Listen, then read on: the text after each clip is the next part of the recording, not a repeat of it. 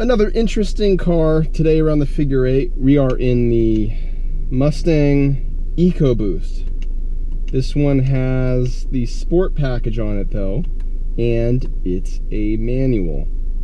We're going to defeat stability control, advanced track, is what Ford calls it. I'm going to get, what kind of things can I see on here? Track apps, brake performance, vehicle results. We're going to go to gauge mode. I want to see oil temp, inlet, air to boost, vacuum air, fuel air. Let's see, keep it on oil temp. The data logger is logging, maybe. Nope, it's frozen. So we're going to power cycle that really quick. And wait for the V-Box to start recording. Sometimes it gets a little moody. But so in the meantime, Ecoboost Mustang, decent amount of horsepower, interesting cards, interesting hearing turbo noises out of a Mustang, especially a 4-cylinder one. And the V-Box should be good. Yep, alright, that beep is the beep of success. And let's see what happens here.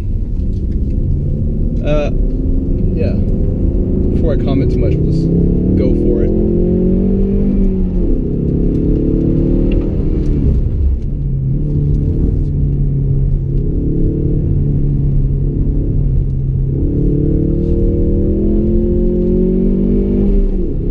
Definitely a mid-range engine.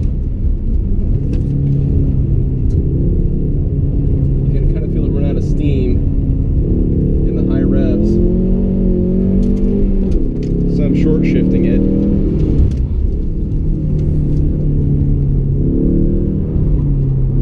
We'll do a little bit of oversteer.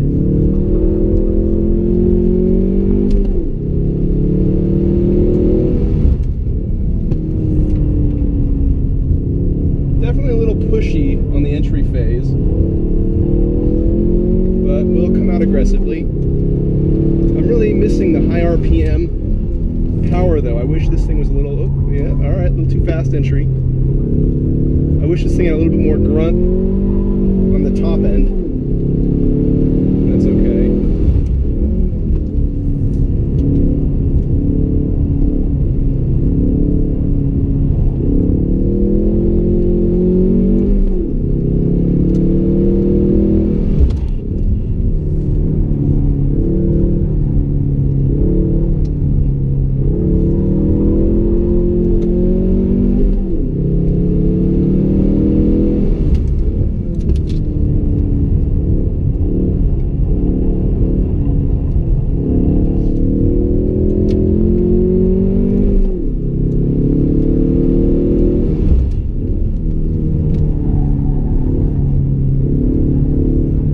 Definitely biased on the safe side on corner entry. You can see that pretty easily.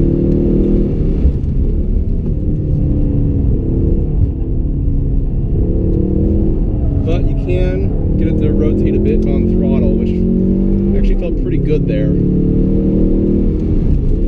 You can induce a bit of rotation if you're strategic with your throttle placement. Not like that. That was not good.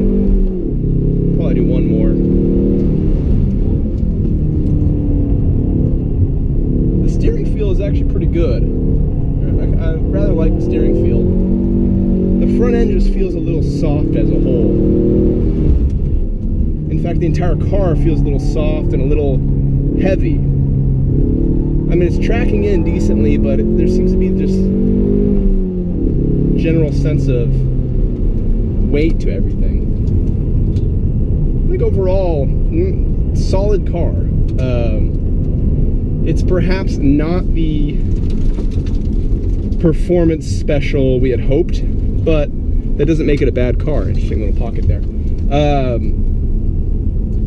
Decent mid-range, actually pretty strong mid-range. Good mid-range power, good shifter, good clutch, okay brake feel. I would like some more top-end power. The power band really seems to flatten out above 5,500 RPM, and I think our dyno testing of the automatic car verified that, basically.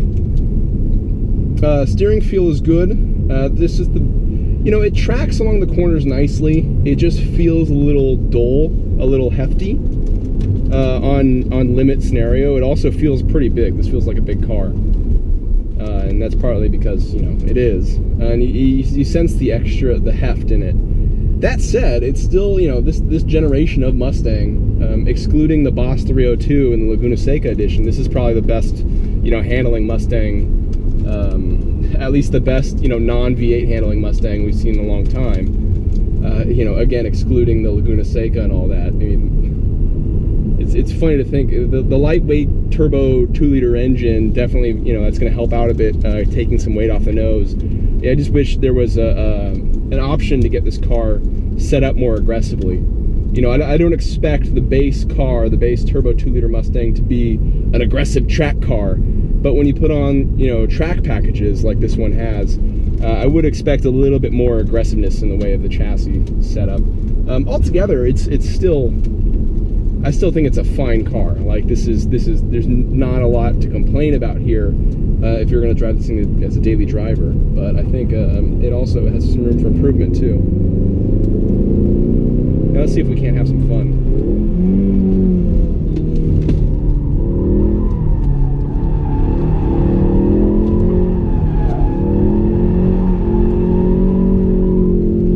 Okay, that's pretty fun.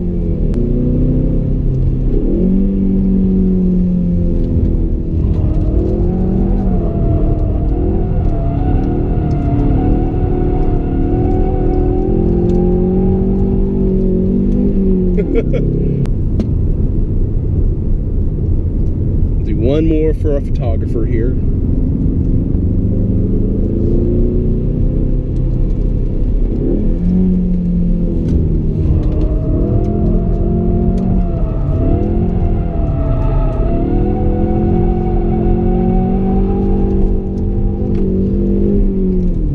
That's some good fun.